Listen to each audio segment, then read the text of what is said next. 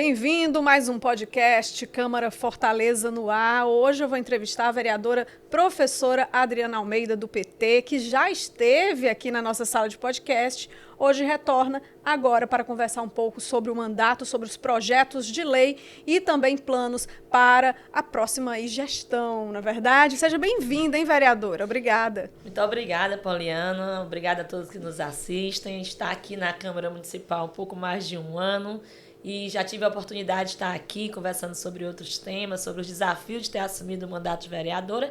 E agora a gente vai conversar um pouco mais sobre o novo desafio, né, que é depois da nossa reeleição, estar aí representando a população, a educação, as mulheres na Câmara Municipal por mais 4 anos. Então, obrigada pelo convite.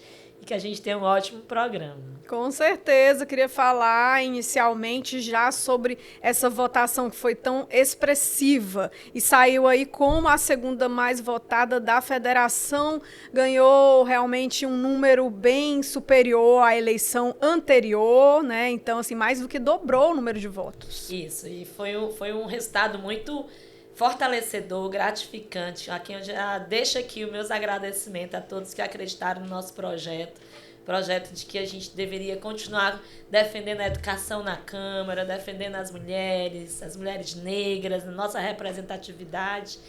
E foi uma eleição que realmente nos deixou aí com muita esperança, né? Eu tive, na eleição passada, 3.815 votos e me deixou aí na condição de segunda suplente. Assumi o mandato no ano passado, como eu já falei, e aí esse mandato, eu acredito que foi um mandato forte, potente, atuante, né? Cuidando aí na perspectiva de melhorar a nossa cidade cada vez mais e as pautas que a gente defende. E isso fez com que o povo, né, acreditasse no nosso trabalho e saltasse aí de 3.815 votos para 8.080 votos. Então, a gente mais do que dobrou a votação com um trabalho de menos de um ano, com um pouco mais de um ano. E isso é muito importante para mostrar que a população quer se ver representada no nosso mandato dentro das pautas que a gente defende. E foi uma campanha difícil, né? Não foi como é que foi? Queria saber como é que foi ali a luta. Muita luta mesmo. Eu tenho um trabalho muito forte nas escolas. Pra você ter ideia, Poliana, eu estava todos os dias, manhã, tarde e noite, panfletando eu mesma, junto da minha equipe, nas escolas, com a ajuda de muitos professores, de estudantes, de mulheres, né? Então foi assim uma luta diária. Eu digo que foi uma campanha que a gente fez todos os dias, né? A gente ia para a feira, ia para a escola, fazia reuniões, se encontrava nas comunidades, né? Ia muito às periferias. Eu não sou uma vereadora, não costumo dizer que eu não sou uma vereadora de um bairro específico, né? Eu sou uma vereadora da cidade e de pautas. E muita gente se viu representada nessas pautas, mas foi muita luta. Eu nunca imaginei que a campanha fosse ter, né? Até porque a eleição para vereador e vereadora é uma eleição difícil. Muitos candidatos, né? Muitos candidatos. Você chega, às vezes a pessoa tem alguém na família candidato, né? Querendo lhe apoiar, mas tem alguém na família. Então isso dificulta muito também. Mas eu fiquei muito feliz com o resultado. Muito feliz mesmo. Porque é sinônimo de que nosso trabalho, né, foi reconhecido. E agora a gente tem 4 anos de desafio pela frente, né? E mostrar ainda mais trabalho a serviço da população. Eu fico curiosa para saber como, principalmente, as mulheres reagiam às visitas, aos encontros, né? Quais eram as demandas ou o retorno mesmo sobre o que já tem sido feito. Uma coisa que me chamou muita atenção nessa eleição é que muita gente que votou em mim dizia que queria votar em uma mulher e uma mulher negra. Né? E isso foi muito gratificante, né? Para que a gente, embora a gente não conseguiu aumentar o número de vereadoras na Câmara, permaneceu 9, uhum. Mas para a gente foi muito gratificante. Eu via homens, mulheres, né? Dizendo que queriam votar em mim porque queriam me ver representando aí as mulheres e as mulheres negras na Câmara. Isso é importante. A gente precisa mudar esse número, né? Aumentar a nossa participação na representatividade política. E quando a gente ia dialogar com as mulheres, elas, né, se viam muito representadas nas pautas, né, que tratassem de falar sobre a violência que as diversas violências que as mulheres sofrem, a necessidade de criar políticas públicas que garantam empregabilidade para as mulheres, que garantam vagas em creches para as crianças, porque as vagas nas creches também é uma política para as mulheres que tem que trabalhar, né? O cuidado com a cidade, com a saúde. Então, eu vi, assim, nas periferias, um clamor muito grande da gente dar um olhar para a cidade, né? Dar um olhar para a saúde da nossa cidade, para as mulheres de uma forma geral, da nossa representatividade. Eu achava muito bacana quando eu ia para os locais e as pessoas se viam representadas de uma mulher negra, da periferia, que veio de uma família humilde, que estudou em escola pública. Aí vem a parte da estética também, do cabelo também, já bem forte, que isso, traz aí sua história. Isso, traz minha história e toda a ancestralidade. E o orgulho, né? Eu tenho um projeto aí dentro desse mandato que eu estou já fazendo para o próximo também, que é o mandato nas escolas. Como eu sou professora, fui diretora de escola por 10 anos, então, para eu não perder esse vínculo com a educação de uma forma geral, eu desenvolvi esse projeto Mandato nas Escolas, onde eu vou até as escolas com palestras, rodas de conversa, diálogos com alunos, professores, falando sobre as diversas pautas que eu defendo, né? As mulheres, a participação das mulheres na política, esse mês de novembro, pegando muito a questão da igualdade racial, a gente pega a pauta LGBT, pessoas com deficiência, o meio ambiente, a cidade. E foi muito gratificante esse projeto, porque a gente vai dialogar lá junto das escolas, levando o parlamento, levando a parlamentar para dizer que a gente não precisa estar distante da nossa base. A gente ganha uma eleição, mas tem que estar lá junto. Porque quando eu levo uma discussão sobre a questão da igualdade racial, a gente conversa sobre o racismo ambiental, que é algo que eles sofrem muito na pele, principalmente nas nossas cidades, na nossa cidade. Então a gente amplia o repertório, amplia e traz para as necessidades diárias da nossa população. Eu, enquanto vereadora, indo para dentro desses locais de atuação. Então, é algo muito bacana de diálogo, né? Essa história do racismo ambiental, eu vi na sua página, no Instagram, né? Onde tem realmente alguns encontros nesse sentido, e achei bem válido a gente conversar sobre, porque dentro dessa temática do racismo em si, acaba sendo pouco falado e pontuado. Isso. Então, eu queria que a senhora colocasse. Ele é pouco pontuado e, às vezes, as pessoas acham que nem sabem o que é. Exatamente. Mas vivenciam na pele, né, o racismo ambiental. Quando tem negados aí direitos básicos, né, como água potável, né, como um saneamento básico, um banheiro dentro das suas casas, a moradia. Então, tudo isso coloca as pessoas em condição de estar vivenciando um racismo ambiental. E a gente fala de racismo não porque todas as pessoas que estejam, né, que sofram essas condições, os efeitos da desigualdade social, sejam pessoas negras, mas é a maioria. A maioria das pessoas que moram em comunidades, em favelas, em espaços marginalizados pela sociedade, ainda é a população negra. Por isso que a gente fala em racismo ambiental. E aí sofre os efeitos das enchentes, né? Sofre os efeitos dos deslizamentos. Próximo ano a gente vai ter aí chuvas que talvez agravem ainda mais essa condição do racismo ambiental que a gente vivencia, onde várias famílias perdem suas casas, seus pertences, né, seus eletrodomésticos, porque tem que morar em espaços que muitas vezes inadequados mesmo, que eles têm que ocupar esses espaços, porque senão não vão ter onde morar. E é como se fosse uma coisa lógica, como se o negro não tivesse direito a participar e entrar nos locais onde os brancos já vivem há tanto tempo. Então, isso. É lógico que é um preto que vai estar ali, né, dentro daquela comunidade. Então, é preciso colocar isso em destaque. Isso. E dizer, isso daqui não está certo, esse daqui a gente tem que lutar e nadar contra a maré. E lá na escola, que lá na escola é onde forma a base, onde tem os jovens para levar até a informação para o mais velho que está em casa. Porque eles acham que naturalizam, né? E muitas vezes essa população ela é invisibilizada. Às vezes elas vão aparecer quando acontece uma tragédia. Enquanto não acontece uma tragédia, elas vão vivendo ali em condições indignas, que não deveriam estar, mas foi a condição que ela teve para morar ali. Ninguém ocupa um espaço para morar, para viver numa condição de não ter um banheiro, por exemplo, porque quer. É porque não tem onde morar. Não tem um emprego, né? Não teve a condição de ter um estudo. Então, o poder público governo, prefeitura, presidente, precisa criar políticas públicas para que as pessoas tenham um projeto de moradia, um projeto de emprego. E isso passa também por nossas lutas aqui na Câmara Municipal. A gente precisa conversar sobre isso com a população, né? Que a população ela possa estar inserida nas discussões, possa estar opinando como é que podem se beneficiar, porque às vezes não é nem só a moradia, a gente fala da moradia, das condições básicas de água potável, de banheiro, de saneamento, mas às vezes não tem nenhum lazer por perto. Então, tudo isso, às vezes até a diferença do próprio... Eu estava numa escola esses dias falando sobre esse tema do racismo ambiental, aí uma aluna disse assim, mas professora, não é só aí não, até no próprio transporte público a gente vê a diferença, né? Então, eles sentem, mas... é algo que estão tão acomodados ou então acostumados de vivenciar aquilo que acabam achando que é normal, natural. E eu imagino a expectativa para a próxima legislatura, por quê, né? Porque a senhora sai, então, de uma situação, né? O desafio que era estar ali na oposição, ainda está, estamos concluindo, e agora vem com a expectativa de ser vice-liderança, agora da situação. Como é que é isso na cabeça? Como é que está a expectativa nesse sentido? É algo assim bem desafiador, né? A gente, com um pouco mais de um ano, ou um pouco menos, nem me lembro, eu acho que foi em março desse ano, a gente assumiu a liderança da oposição, né?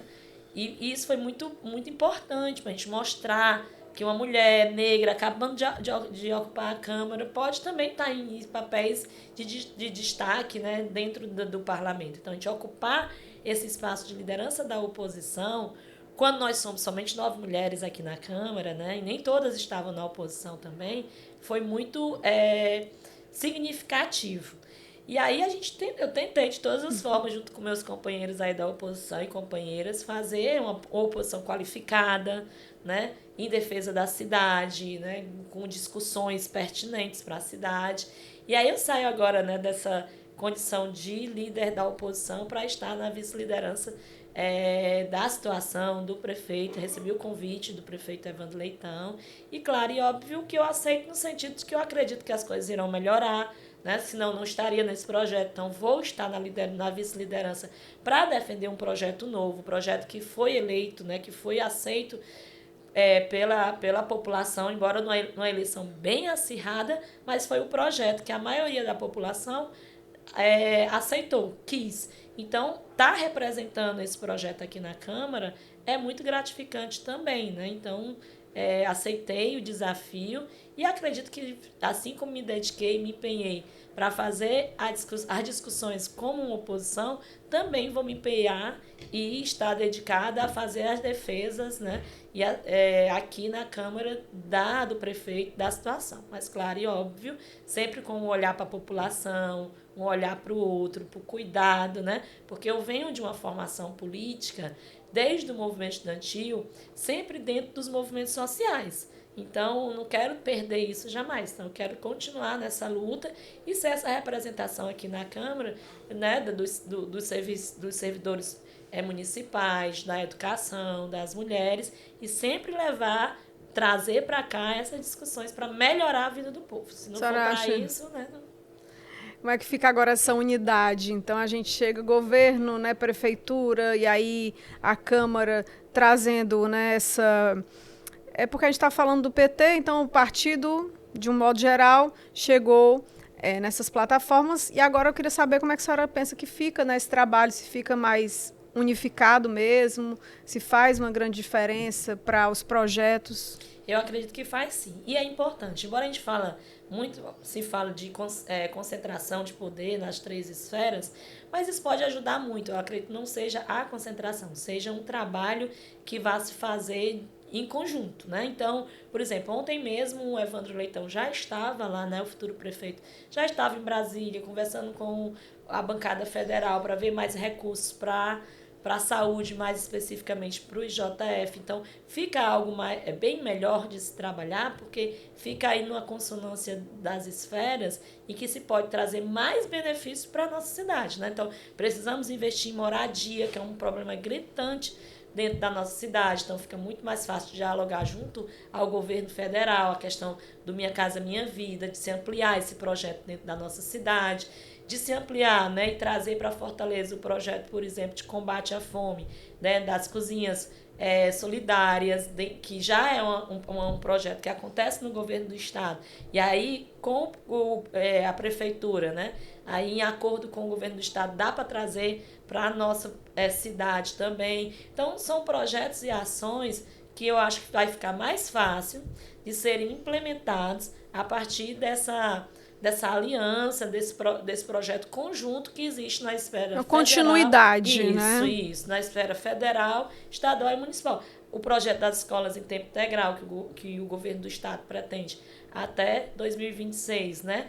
Tornar todas as escolas estaduais do Ceará, né, públicas estaduais do Ceará, tempo integral, então a gente amplia isso também para o município. Então, são políticas que a gente pode fazer conjuntamente e muito mais fácil o diálogo para conseguir recursos, formas de trazer. Eu estou muito otimista de que vai dar certo essa parceria aí nas 3 esferas. E falando dos trabalhos realizados ao longo desse período, tem um projeto que é Prateleira Maria da Penha nas escolas. Como é que é isso? Pronto, nas escolas municipais. Municipais. Né? A gente tem essa ideia de que a gente possa, dentro das escolas, estar reforçando essa discussão sobre o cuidado com a mulher, né? Da gente tentar trazer para o centro do debate a necessidade de acabarmos com a violência às mulheres.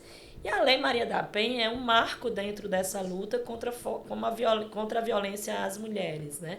E aí a proposta é que todas as escolas municipais ela tem uma prateleira que fale sobre essas lutas, que seja de autoras, né, mulheres, que escrevam sobre a não violência, a necessidade do cuidado das mulheres, e para que os nossos alunos tenham um acesso mais rápido a essa informação. Embora a gente sabe que hoje a internet, né, o que é o bambambam aí em relação à juventude, mas tem muita gente que ainda gosta de um livro físico, de ler, de folhear, e as escolas incentivam muito a leitura. Então, nada melhor do que a gente incentivar a leitura contra a violência à mulher, colocando livros de mulheres, né, que retratem essa política. A gente também, dentro dessa perspectiva, a gente traz também a prateleira antirracista. Isso, né? Tem a prateleira antirracista. Isso, porque aí a ideia é que a gente traga, né, também livros que retratem essa questão da necessidade da resistência,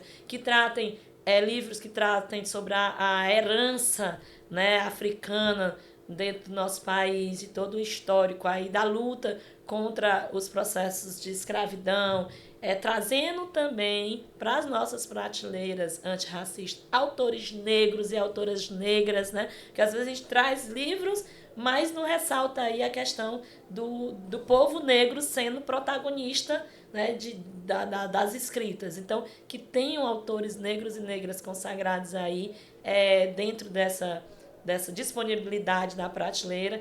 E assim, por que isso? Porque eu sou professora e vejo a necessidade disso dentro das nossas escolas. Então, quanto mais a gente fortalecer, transformando em projetos, transformando em lei, a gente faz com que aquilo ali precise acontecer. Porque o que acontece hoje, Poliana, é muito de boa vontade ou de protagonismo do gestor que está lá dentro da escola ou do professor. Quando a gente transforma em um projeto de lei, aí o município tem que fazer com que aquilo ali aconteça de fato. Então, tem que garantir os livros, né? Garantir que tenha a prateleira, garantir que aqueles livros sejam renovados. Por isso que é importante ser um projeto de lei, não a iniciativa da escola como acontece hoje. Porque senão vai ficar um negócio pontual. E ali não, você garante que todas as escolas municipais terão prateleiras, uma falando então pelo menos ali sobre o racismo, a outra falando sobre a história das mulheres e a violência, né? E essa questão bem colocada. Então não é só o racismo na questão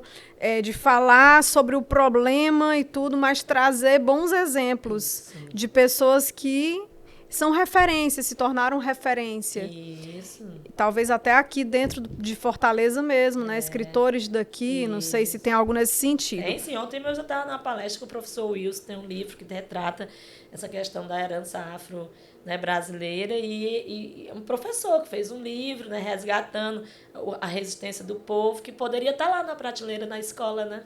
Que a gente vai incentivar isso. E também teve um marco aqui, que eu anotei, do Dia Municipal da Democracia. Como é que foi a ideia de, bora colocar isso aqui, vamos garantir que ninguém esqueça. Pois é. A ideia do Dia Municipal da Democracia, que é um projeto que ainda está tramitando e eu espero que ele seja aprovado, ele surgiu a partir dos atos do 8 de janeiro, né? Depois da posse do presidente Lula, onde teve, né, depois da tentativa de golpe, os atos de vandalismo em Brasília, querendo colocar a democracia em xeque, né? E aí, a partir disso, veio a ideia da gente tornar aqui no município de Fortaleza o dia 8 de janeiro como o Dia Municipal da Democracia, para a gente nunca esquecer a importância da democracia do nosso país. Então, usar aquela data, aquele dia, para ter uma visão diferente. Justamente do que não fazer, seria isso? Isso, seria isso. O que não fazer, né? Que a gente precisa continuar lutando pela existência da democracia do nosso país, e o dia 8 de janeiro ele não pode ficar marcado como um dia em que tentaram dar um golpe na democracia. Então, a ideia é mostrar o contrário, né? Nós precisamos dizer o que aconteceu no dia 8 lá em Brasília foi errado, e o que a gente precisa reafirmar é a necessidade da continuidade da existência da democracia dentro do nosso país. Então, é para a gente nunca esquecer, né? E não esquecer do que houve, no sentido de que aquilo não serve para a gente, né? Vereadora, tem um projeto também, eu acho que é de indicação, referente à climatização nas salas de aula, quer dizer, colocar ar-condicionado para essa molecada, para eles ficarem também num ambiente agradável para aprender ali, não fique aquele negócio só das escolas privadas, particulares, dando essa oportunidade. Como é que pensou sobre isso? Esse projeto é um projeto de indicação, né? Eu espero que um dia o prefeito Sarto não fez, mas que o próximo prefeito possa fazer, ou algum outro prefeito possa fazer. Porque eu venho de escola pública, tanto de escola pública estudando, como de escola pública trabalhando como professora, como diretora. E a gente sabe, para a condição de aprendizagem dos nossos estudantes, eles precisam ter um ambiente favorável. E numa cidade como a nossa, né, que tem altas temperaturas, e muitas das nossas escolas não têm um ar-condicionado, muitas vezes tem um ventilador barulhento, que o professor, para poder dar aula, precisa desligar o ventilador, por exemplo, para os alunos escutarem. Então, não dá para a gente vivenciar isso e dizer, né, que o Estado e o município, que tem os melhores resultados em relação à educação, a gente ainda tem escolas que não tem uma estrutura decente para o aprendizado desses alunos. Então, uma estrutura decente mínima é a nossa sala de aula serem climatizadas. Um ambiente agradável, que o estudante queira ir para a escola, queira ficar ali. Quem está na sala de aula sabe, o aluno está tempo pedindo para sair, ele diz assim, a gente vai respirar, professora. Abafado. Não tem ar aqui dentro da sala. Não tem, professora, mas eu preciso respirar. Porque é abafado, né? Não favorece a aprendizagem. Imagine você numa sala de aula com 40 alunos apertados ali, sem um mínimo de climatização, naquele ventilador e tudo, para desenvolver a aprendizagem. A adolescência precisa ter, né, algo que chame a atenção também, que favoreça um clima propício para os estudos. Isso faz muitas vezes afastar. Então, quando a gente pede a climatização na sala de aula, não é conforto, não. É uma necessidade para uma cidade onde a gente vive, onde nossas temperaturas são altíssimas. Se você entrar na maioria de ambientes, né, de trabalho, a maioria tem a climatização. Por que o professor que está exercendo ali a sua profissão dentro da sala de aula não tem direito também? Por que os alunos que estão ali estudando, tentando garantir uma vaga na universidade, né, não podem ter esse ambiente climatizado? É até desigual uma disputa quando a gente vai pensar no Enem, né?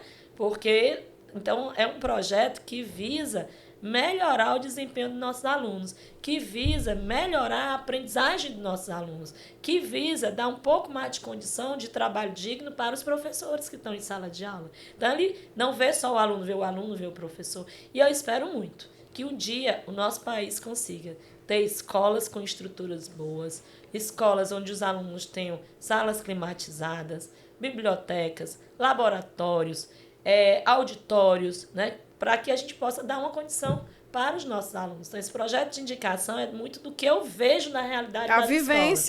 Da vivência levada para essa demanda. Isso. E se a gente parar para pensar, a escola pública, ela tem ali o custo por aluno, que é um custo elevado, porque muita gente acha assim, não, aí em relação à escola privada, particular, mas às vezes chega a custar R$3.000, por exemplo, cada aluno. Então, se você for fazer um comparativo com uma escola que tem uma estrutura, que está ali equipada com as tecnologias e tudo, então a senhora acha que esse dinheiro, né, esse valor que cada aluno custa, o investimento para a cidade, deveria ser melhor empregado? Deveria, porque nós não podemos pensar nunca que investir em educação é estar jogando dinheiro fora A gente precisa entender que investir financeiramente na educação é investir no futuro do país. Então, quando se investe em educação, a gente está investindo em um país onde a gente vai ter jovens, né, com um nível de consciência crítica, de discernimento, de saber o que é o certo, o verdadeiro, o que é errado, em ter opinião sobre determinadas situações, em conseguir um bom emprego, em conseguir uma boa universidade. Né? Então, educação, ela é investimento para o país. É responsabilidade. É responsabilidade, mas aí o país precisa investir na educação também. Não adianta só ficar com jargões de que a educação é o futuro, a educação é o progresso, e não investir na educação para que ela aconteça de fato. Né? Então, a educação, ela é investimento. Nunca é gastar dinheiro. Nunca é achar que está se investindo e não está...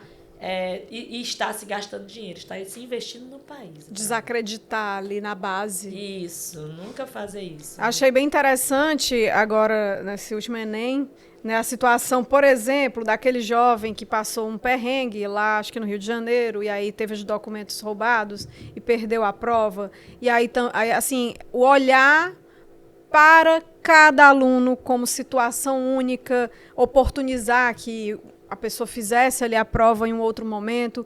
Quer dizer, falta esse olhar individualizado, porque é como se colocasse tudo num bolo só. Falta. Então é muita coisa para desenvolver dentro dessa perspectiva de apoio, de suporte à família. Muito, Poliana. Dentro da escola mesmo, por exemplo, às vezes o aluno não vai com o livro, né? Aí você acha que ali é a coisa que aconteceu com ele, que ele esqueceu o livro. Ele pode muito bem, numa enchente, ter perdido o livro. Né? Tem uma chuva e levou. Né? Então, são condições totalmente diversas que a gente tem dentro de uma escola. Então, a gente precisa ter o olhar do todo, mas precisa também ter um olhar individualizado para as pessoas, né? Principalmente agora com essa questão dos nossos jovens com a saúde mental tão abalada, né? Depois da pandemia e tudo. Então, tem que ter esse olhar individualizado também, né? Porque as pessoas são diferentes, têm necessidades diferentes, né? E por isso que a gente precisa investir cada vez mais na educação, e investir não é só na questão da infraestrutura, não. Na questão da condição humana também, né? Mais concurso público para professores, a gente precisa disso. Funcionários dentro das nossas escolas. A gente precisa capacitação, boa remuneração, né? Então, tudo isso é um conjunto, né? Então, a gente investir em educação não é só a infraestrutura da escola. Vai muito além disso. É investir nas pessoas também, né? Investir na saúde mental das pessoas também. Então, é algo que a gente precisa olhar, ter um olhar bem carinhoso quando fala em educação, porque são várias nuances que estão aí envolvidas quando a gente fala em educação. Alguma coisa bem específica que a senhora recorde, que vai entrar em pauta logo no início aí do mandato? Não mais específico do nosso mandato, mas eu vou dizer de uma forma geral, que eu acho que é um anseio de toda a população, é a revogação da taxa do lixo, né? Que foi algo que foi muito discutido aí dentro das eleições, que o prefeito Evandro, né, futuro prefeito, prometeu como uma proposta de campanha. Tenho certeza que vai cumprir. Eu acho que a população está aí muito ansiosa para que a Câmara Municipal possa aprovar, que ele mande essa mensagem para cá e que a Câmara Municipal possa aprovar aí a extinção da taxa do lixo. Eu acho que vai ser, né, entre isso também, eu acho que a gente criar, né, políticas que melhorem a nossa saúde, né? A gente está passando por vários desafios na saúde do município. Eu acho que a população está muito esperando por isso, né? E eu acredito que a gente vai ser o que vai trazer de temas para o próximo primeiro semestre. Eu acredito que seja isso, né? Essa história do lixo é uma coisa a se pensar. Primeiro, sobre a extinção da taxa e depois, de muita urgência, sobre a destinação correta e o incentivo à reciclagem de uma maneira mais efetiva, não é verdade? Eu vejo pelos prédios, né? Nem todo lugar, aliás, poucos tem a preocupação diária, assim, do destino correto. E aí fica tudo misturado e ali muita coisa se perde e muita coisa é destruída também dentro do meio ambiente. Por isso que é tão importante investir em educação ambiental. Né? A gente não adianta criar taxas, leis, se a gente também não ajudar o povo a compreender o seu papel. Né? Então, o poder público tem que fazer, né, o seu papel no sentido da coleta, de garantir essa coleta para todos e todas da cidade, distribuir lixeiras pela cidade inteira para que a gente possa ter um local de descarte, né? Mas também investir na educação ambiental. Converso muito isso nas escolas que eu vou. A gente precisa exigir do poder público, mas a gente precisa também saber selecionar um lixo, descartar corretamente, saber que tem dias de coletas, né? Então colocar no dia que for o dia que for para passar a coleta ali. Então, eu acho que é o poder público investir, né, em ações na cidade, né, para fazer uma coleta de verdade, mas também em uma educação ambiental que faça com que a população saiba que ela também pode ajudar, contribuir nessa questão da reciclagem, da questão de diminuir a produção de lixos, de descartar corretamente. Eu acho que isso também é muito importante. Dar as mãos, né? É verdade. Dar as mãos. Eu acho que você agora falou uma palavra muito importante. Eu acho que agora a gente precisa dar as mãos mesmo e saber que agora a eleição passou, né? O povo já fez sua decisão e agora é a gente cuidar da cidade, todo mundo. Quem todo tem mundo, sem essa de situação e oposição, isso. Todo mundo unido com objetivo em comum. Aí você diz assim, Adriana, tu era oposição e estava sempre aqui. Eu disse, mas todas as minhas falas e os meus questionamentos e as minhas lutas, eu acredito e tenho certeza disso que era pela melhoria da cidade. Né? Então, quando eu digo juntar as mãos, é nesse sentido, de que eu posso estar numa posição de oposição, mas apresentando o que eu acho que é melhor para a cidade.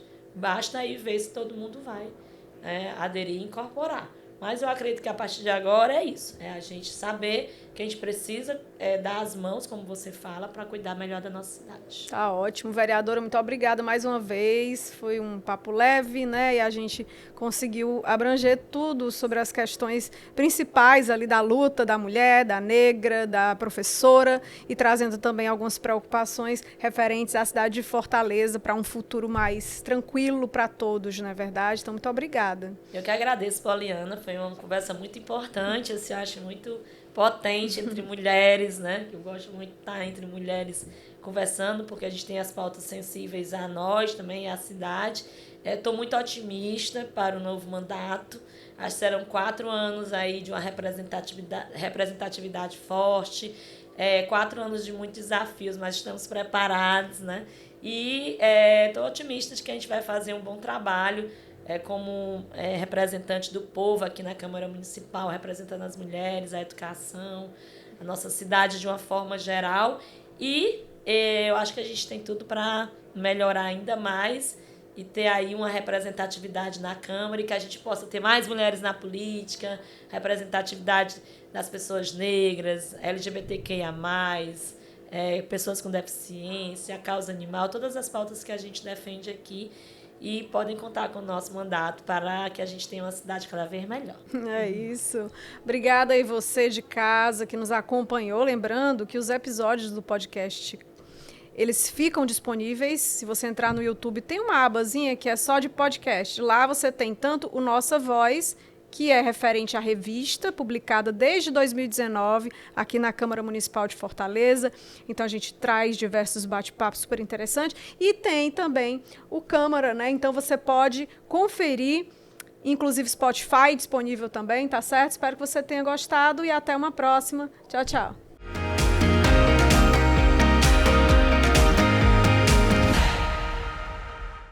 TV Câmara Fortaleza. A fortaleza da nossa cidade é você.